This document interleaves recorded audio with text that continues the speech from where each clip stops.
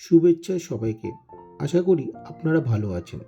আমার দুবাইয়ের আগের ব্লগে আপনারা দেখেছিলেন museum of future, Burj Khalifa, Dubai fountain show, Burj খালিফার ওপর থেকে এই অসাধারণ ভিউ, দেন আমরা দেখেছিলাম পাম জুমেরার ভিউ এবং আরও ইত্যাদি।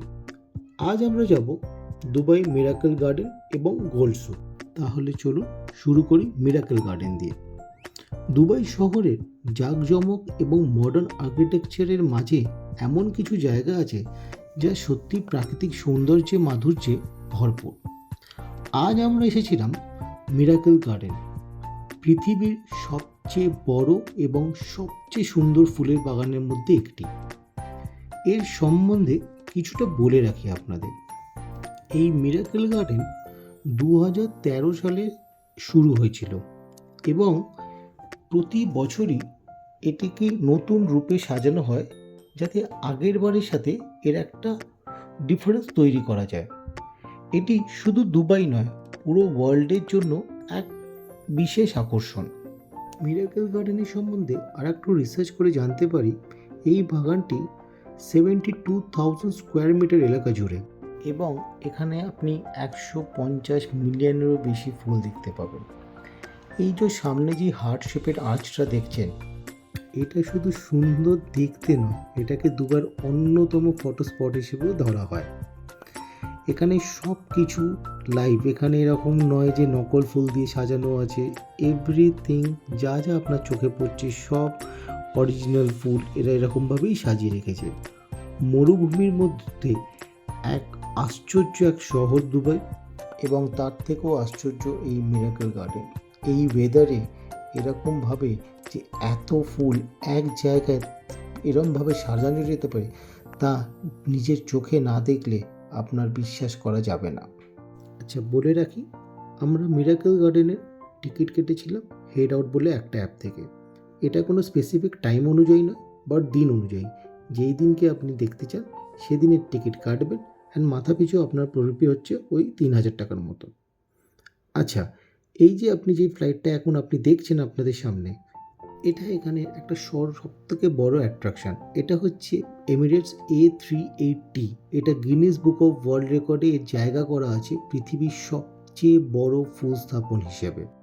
এছাড়াও এখানে আপনি বিভিন্ন কার্টুন ক্যারেক্টার, প্রজাপতির ডিজাইন, পেঙ্গুইনের ডিজাইন, ঘোড়ার ডিজাইন, আরও অনেক কিছু আপনি এখানে দেখতে পাবেন। যাই হোক, এবারে আপনি একটু দেখুন, উপভোগ করুন, কেমন লাগছে নিশ্চয়ই কমেন্টে জানাবেন।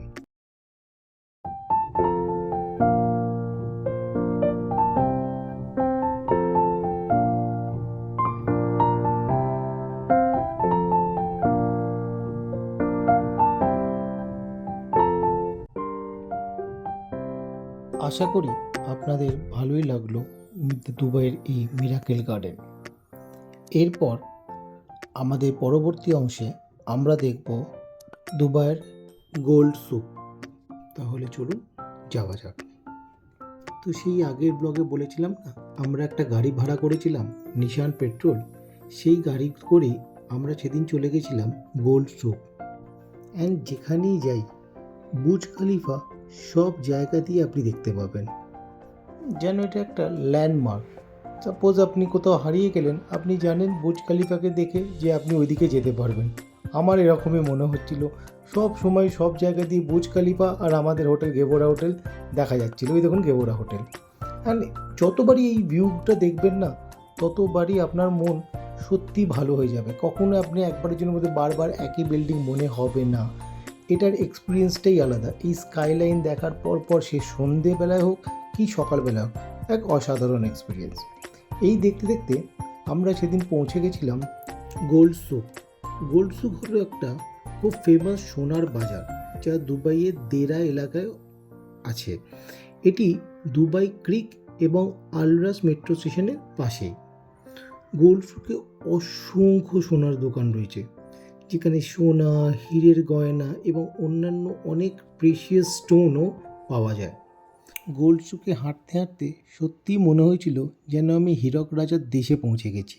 এখানে প্রতিটি দোকানে শোকেসে ভরে আছে শুধু সোনার গয়না। যেগুলো অত্যন্ত সুন্দর আর একদম নিখুঁত কারুকার্যের এক্সাম্পল। এখানে কিন্তু ফ্যামিলি নিয়ে এলে ক্রেডিট কার্ডটা বাড়িতে রেখে আসাই ভালো, পরে বলবেন না যে আমি আগে আপনাদেরকে সতর্ক করিনি। তবে হ্যাঁ, ওখানে গেলে আপনি নিশ্চয়ই দরদাম করতে একদম ভুলবেন না, কারণ আমি শুনেছি ওখানে দরদাম চলে।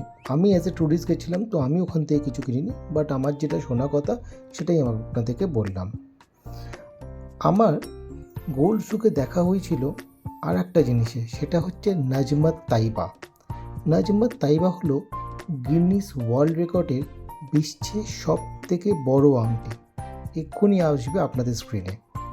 এই আংটিটির ওজন প্রায় 63 কিলোগ্রাম, অ্যান্ড এটা 21 ক্যারেট খাঁটি সোনার তৈরি, এবং আংটিটাতে প্রায় 5.1 কিলোগ্রামের হিরে অ্যান্ড দামি পাথর ব্যবহার করা আছে। এটিও একটি বাঘ আমরা ওখানে দেখেছিলাম, যেটা আমার সত্যি মন কেড়েছিল। আমি এখনও কনফিউজ যেটা হিরে না অন্য পাথর, বাট যদি হিরে হয় আমি অবাক হব না। এই করেই আমাদের গোল্ড শোকের সেদিনকে দিনটা শেষ হয়েছিল। তারপরে আমরা চলে গেছিলাম দুবাই ক্রিক। দুবাই ক্রিক হচ্ছে ওল্ড দুবাইতে। বেসিক্যালি এটা একটা সল্ট ওয়াটার লেক, যেটি এটা উত্তর দেরা এবং দক্ষিণ বড় দুবাইকে ডিভাইড করে। এখানে চলে হচ্ছে এক রকমের রাইড, যেটা হচ্ছে আবরা রাইড বলে ওটাকে। নৌকা থাকে, যেখানে মাত্র 1 দিরহাম খরচ করে আপনি এই পার থেকে ওই পার যেতে পারবেন। অ্যান্ড ওপারে আপনার আছে হচ্ছে মিনা বাজার। এখানে আপনি সানসেটের সময় আসুন। সানসেটের সময় আপনি 1 দিরহাম খরচা করে ওপর ওই যে অভিজ্ঞতাটা, ওটা সত্যি না বলার মতন।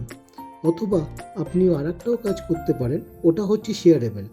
বাট আপনি যদি চান যে একটু প্রাইভেটে ঘুরতে চান, তাহলে 50 দিরহামে আপনি একটা বোট হায়ার করতে পারেন, এবং ওরা আপনাকে আধ ঘন্টা এখানে একটা রাইড দিয়ে দেবে। সানসেটের সময় এই রাইডটা সত্যি একটা অন্য রকম এক্সপিরিয়েন্স। অন্যদিকে আপনি দেখছেন ওল্ড দুবাই, সেই অ্যারাবিক টাইপের বাড়ি, ওর মধ্যে নদী দিয়ে সূর্য অস্ত যাচ্ছে, এক অসাধারণ অভিজ্ঞতা ওটা। মেন দুবাইতে যখন সন্ধে নামে তখন যে বড় বড় স্কাইস্ক্রেপার যেরকম সুন্দর লাগে, ওল্ড দুবাইতেও যখন সন্ধে নামে, যখন লাইটগুলো জ্বলে ওঠে, তখন যে অ্যারাবিক বিল্ডিংয়ের ওপরে যেই ভিউটা আপনি দেখতে পাবেন দুবাই ক্রিকের সামনে দাঁড়িয়ে, সেটা না ভোলার মতনই, অনবদ্য। আমি জানি না কতটা আমার ক্যামেরাতে আপনি বুঝতে পারছেন বা করতে পারছেন, বাট সেটাও একটা অন্যই এক্সপিরিয়েন্স। সো ওল্ড দুবাই নিজের মাধুর্য নিয়ে আছে, নতুন দুবাই নিজের মাধুর্য নিয়ে আছে। এইভাবেই শেষ হয়েছিল আমাদের সেই দিনটা। আশা করি আপনাদের ভালো লাগলো এই ব্লগটাও। পরের ব্লগে আমরা আসবো দুবাই মেরিনা ঢাউ ক্রুজের এক্সপিরিয়েন্স নিয়ে। ভালো থাকবেন, আর ব্লগটা পছন্দ হলে please like, share and subscribe. Thank you.